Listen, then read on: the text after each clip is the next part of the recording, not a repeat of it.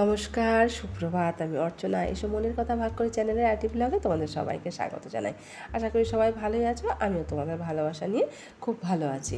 আর আজকে হলো রবিবার হওয়া সত্ত্বেও ঘরটা ফাঁকা। আর ওইখানে এক গাদা জামা কাপড় দেখছো, সব ছাদে এতক্ষণ শুকালাম। অনেক বৃষ্টির পরে আজকে বেশ ভালোই রোদ্দুর ছিল। এক গাদা জামা কাপড় শুকিয়ে গেছে, এনে এখানটায় রাখলাম। আর রবিবার হওয়া সত্ত্বেও ঘর ফাঁকা, তার কারণ ছেলে গেছে গিয়ে, ওর আজকে ড্রয়িংয়ের পরীক্ষা আছে, পরীক্ষা দিতে। মেয়ে গেছে গিয়ে পড়তে, আর ওদের বাবা বেরিয়ে গেছে খেয়ে দিয়ে কাজে কর্মে। আজকে সকালবেলা ফেনা ভাত আর আলু সেদ্ধ করেছিলাম আর ডিম সেদ্ধ, সেগুলো দিয়ে খাওয়া হয়ে গেছে। খাওয়া হয়ে যে যার কাজে বেরিয়ে গেছে। আর ওরা বার হয়ে যাওয়ার পরে আমি ঘর দুয়ার সব গুছিয়ে নিলাম। আর এরা ঘরে থাকলে না এই সব কাজকর্মগুলো ঠিকঠাক হয় না। অবশ্য ফাঁকা ঘরে না কাজ করার মজাই আলাদা, নিজের মন মতন বেশ চারিদিক গুছিয়ে টুচিয়ে রাখা যায়। আর এদিকে ছোটো ঘরটাও পরিষ্কার করে নিয়ে একটা চাদরটা একটু পাল্টে দিলাম। আর এদিকে ভাত বসিয়ে দিয়েছি। এই দেখো, চাদরটা পাল্টে দিয়ে বইপত্রগুলো সব এখানে গুছিয়ে দিলাম। আর জানলাটা দিয়ে রোদ্দুর আসছে। এখানে কাঁচকলা কাটতে বসেছিলাম। কাঁচকলাটা কেটে নুন জলে ভিজিয়ে রেখেছি। ওটা দিয়ে কাঁচকলার ঝাল করব, তোমাদের সঙ্গে শেয়ার করব। ডাইনিং টেবিলটা একটু মুছে টুচে পরিষ্কার করে নিলাম। আর জানলাটা দিয়ে না বেশ ভালো রোদ্দুর আসছে। জানলার পর্দাটার জন্য দিইনি, কেননা মাঝে মাঝে জোরে বৃষ্টি পড়লে এক সময় জানলা খোলা থাকলে হ্যাঁচড়া এসে বিছানাটা একটু ভেজা ভেজা হয়। তো আজকে রোদ্দুরটা এসছে, ওর জন্য একটু পর্দাটা দিলাম না, যে বিছানাটা একটু রোদ্দুর লাগলে পরে বিছানার জাজিমটা একটু রোদ্দুর লাগবে, বেশ ভালো হবে, একটু ফুলবে। না হলে তো একদম চুপসে যায় না। আর এখনই তো এই ভাদ্র মাস আসছে, এই ভাদ্র মাস আর কি পড়ে গেছে। ভাদ্র মাসের এই কটা দিনই রোদ্দুর আসবে, এরপরে তো শীত আসলে সব অন্ধকার হয়ে যাবে। আর এখানে কতগুলো হাতে জামা কাপড় ধুয়ে রেখেছি, আর এইগুলো গরম জলে ভিজিয়ে রেখেছিলাম সার্ফ দিয়ে। এখন ওপরে নিয়ে যাব, হাতে যেগুলো ধুয়েছি ওগুলো মেলে দেবো, আর এইগুলোকে ওয়াশিং মেশিনে কাচতে দেবো। একটু গরম জলে ভিজিয়ে নিয়ে কাচতে দিলে কি একটু ভালো হয়, পরিষ্কার না হলে না খুব একটা পরিষ্কার হতে চায় না। ভাতের মাঠটাকে লাগিয়ে রেখে তারপর যাবো, ভাতটা হয়ে গেছে। আর এই ভিডিওটা না আমার কয়েকদিন আগের ভিডিও, এটা রয়ে গেছিলো, দেওয়া হয়নি। যাই হোক, একটা ভিডিও নষ্ট করতে প্রচণ্ড গায়ে লাগে। আমরা যারা ইউটিউবে কাজ করি তারা ভালো করে জানি যে একটা ভিডিও করলে সেটাকে নষ্ট করতে প্রচণ্ড গায়ে লাগে। আর এগুলো কাচতে দিয়ে গেলাম, এখন কিছুক্ষণের জন্য নিশ্চিন্ত মানে অন্য কাজ করব। এগুলো কাঁচা হতে থাক, তারপরে এক ফাঁকে এসে মেলে দিয়ে যাব। অন্যান্য জিনিস যেমন নষ্ট করতে গায়ে লাগে, আমাদের কাছে এই ভিডিওটাও সেই রকম, নষ্ট করতে যেন খুব গায়ে লাগে। এখন চলে এসেছি রান্নাঘরে, একটু কালো সর্ষে ধুয়ে নিয়ে নিলাম, জলটা ছেঁকে মিক্সিতে একটুখানি সর্ষের মধ্যে কাঁচা লঙ্কা লবণ দিয়ে নিলাম। এবার এটাকে বেটে নেবো। তোমরা সবাই জানো কাঁচা লঙ্কা লবণ দিয়ে বাটলে সর্ষেটা দিতে হয় না। এবার যেহেতু এর মধ্যে খোসাটা রয়েছে তাই একটু ছেঁকে দেবো। ছেঁকে দিলে কি অম্বল হওয়ার ভয়টা থাকে না। এই প্যাচুলাটা দিয়ে একটুখানি নাড়িয়ে নিলে সুন্দরভাবে খোসাগুলো ছাঁকনির মধ্যে আটকে যাবে, আর সর্ষের যে বাটাটা শাঁসটা সেটা নিচে পড়ে যাবে। পরিমাণ মতন সর্ষের তেল গরম করে নিয়েছি। তেলের মধ্যে একটু শুকনো লঙ্কা আর কালো জিরে ফোড়ন দিয়ে নিয়েছি। এবার কাঁচকলাগুলো তো নুন দিয়ে ভিজিয়ে রেখেছিলাম, নুন দিয়ে জল দিয়ে হাতে বেশ ডলে ডলে ডলে ডলে ভালো করে কষগুলোকে ছাড়িয়ে নিয়েছি। কাঁচকলার কষগুলোকে কিন্তু ভালো করে ছাড়িয়ে নিতে হবে, না হলে কিন্তু ভালো লাগবে না। তারপরে এই তেলে দিয়ে কিছুক্ষণ একটুখানি নেড়ে নেবো। অল্প করে একটু নুন দিয়ে দেবো, কেননা সর্ষে বাটার মধ্যে খানিকটা নুন দিয়েছি, সেটা বুঝে নুন দিতে হবে। দেবো একটু হলুদ, নুন হলুদ দিয়ে বেশ কিছুক্ষণ কাঁচকলাগুলোকে একটুখানি কষিয়ে নেব। এই দিকের ওভেনটাতে একটু ডালটা গরম করতে দিই। কালকে একটু টক ডাল করেছিলাম, একটু বেশি করেই করেছিলাম। 3টে কাঁচা আম ছিল, 3টে দেখে একটু নরম নরম হয়ে যাচ্ছে, থাকলে তো আরও নরম হয়ে যাবে, তখন ডাল খেতে ভালো লাগবে না। তাই একবারে বেশি করে কালকে ডাল করেছিলাম, কালকে খাওয়া হয়ে গেছে, তারপরে রয়ে গেছে এতটা। এটাকে একটু গরম করে নেবো, আজকেরটা হয়ে যাবে। এদিকে কাঁচকলাটাকে একটুখানি ঢেকে দিই, ভালোভাবে কষানো হতে থাক। আর এই দেখো এতটা এই খোসা বেরিয়েছে, এগুলো পেটে গেলে কি করে আর হজম হবে বলো। এই জন্য বাড়িতে সর্ষে বেটে নিলে না ছাঁকনিতে ছেঁকে নেওয়া অতি অবশ্যই দরকার, তাহলে খোসাটা আলাদা থাকে। এদিকে জলের বোতলে সব জল খালি হয়ে গেছে, জগটা বসিয়েছিলাম, এখন আস্তে আস্তে এদিকে জলগুলোকে ভরে নিতে হবে। ওদিকটা সেরে যখন রান্নাঘরে ঢুকি তখন এসে এই জল থাকে না, এটা থাকে না, মানে একসাথে সব চাপ পড়ে যায়।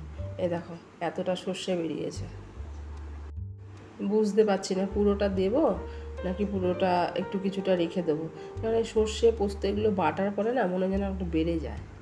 কাঁচকলাগুলোকে তো একটু ভেজে নিলাম, এবার সর্ষে বাটাটা দিয়ে দিলাম। পুরোটা দেবো না, লাগবে না, পুরোটা বেশি হয়ে যাবে।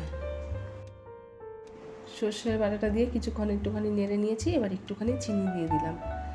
এইটা নাড়তে নাড়তে একটু ওপর থেকে যখন তেল ছেড়ে আসবে তখন এটাকে নামিয়ে নিতে হবে। এই দেখো ওপর থেকে তেল ছেড়ে দিয়েছে, যখন এরকম চেহারায় আসবে তখন এটাকে নামিয়ে নিতে হবে।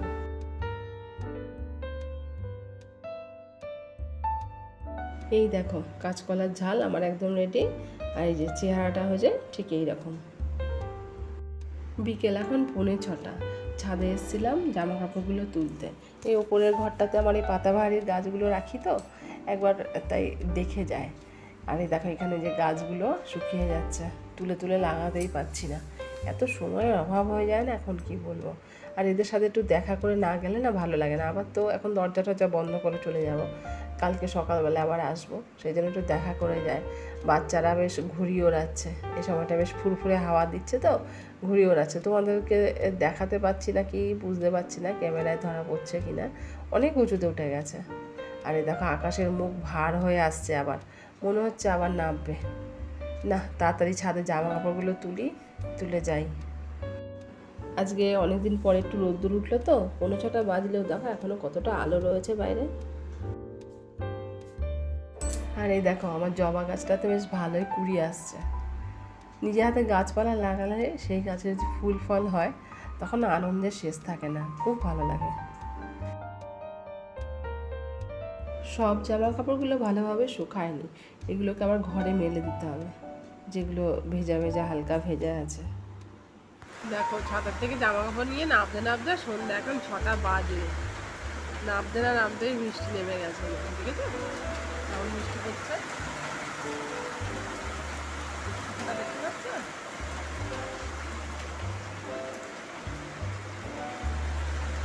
কালো মেঘের চাপটা, এগুলো কি বলো তো, উড়ন্ত মেঘের দুরন্ত বৃষ্টি। এক একবার করে মেঘ উড়ে উড়ে আসছে, কালো মেঘের চাপ আসছে আর বৃষ্টি পড়ছে। চোখের নিমিষে বৃষ্টি নেমে গেল।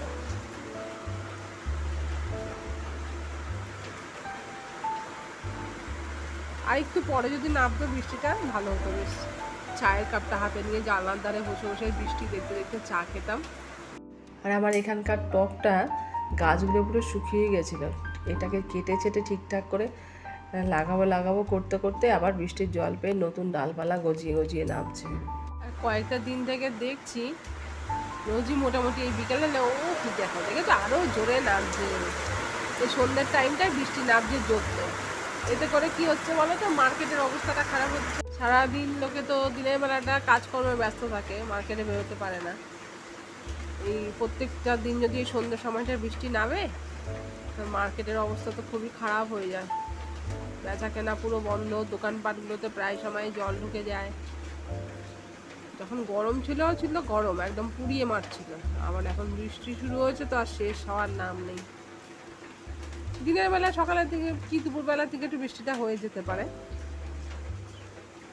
এই কি বলে বিকেলবেলাটা সন্ধ্যের দিকে একটু যদি বৃষ্টিটা বন্ধ থাকে মানুষজন তাও একটুখানি বেরোতে পারে মার্কেটে, কিছু কেনাকাটা সবারই তো থাকে, দোকানপাটগুলো খুলে বসে আছে লোকজনেরা। তারপর কি বলো তো, রোদ্দুর হোক গরম হোক, গরমেও মানুষ বেরোয়, শীতেও মানুষ সন্ধ্যাবেলায় বেরোয় মার্কেটিং করতে, কিন্তু এই বৃষ্টি হলে পরে তো বার হওয়ার উপায় নেই। চারিদিকে জল, প্যাচপ্যাচে কাদা, নোংরা, নর্দমা ভর্তি, নর্দমার জল, বৃষ্টি হলে আর মানুষ তখন বেরোয় না। রান্নাটা দিয়ে দিই, একটু পরে সন্ধ্যে দেবো। আজকে সন্ধ্যাবেলার টিফিনের দায়িত্ব পড়েছে রূপুর ঘাড়ে। ওকে জিজ্ঞেস করলাম এটা কী করছিস রে মনে, ও বলছে ও জানি না, যা চোখের সামনে পেয়েছি চাই দিয়ে করে রেখেছি। ওই আলু পেয়েছে, বেসন নিয়েছে, আলু পাতলা পাতলা করে কেটে বেসনে চুবিয়ে ভাজছে। বেসনের মধ্যে অবশ্য লঙ্কা বাটা মতো ঘরে থাকে, সেগুলো দিয়েছে। আর কড়াইটা আমি দুপুরবেলা একটা ভাজা করেছিলাম, করে রেখে দিয়েছিলাম যে রাত্রেবেলা একটা রান্না করব, ওই কড়াইটার মধ্যে করতে বসিয়েছে। কে কটা খাবে এই নিয়ে ভাই বোনের মধ্যে ঝগড়া লেগে গেছে। কেমন আছে বাবা? ও তো বিশ্বাস হচ্ছিল না যে ওইটা বানাচ্ছে। এটা দিদি বানিয়েছে আর আমাকে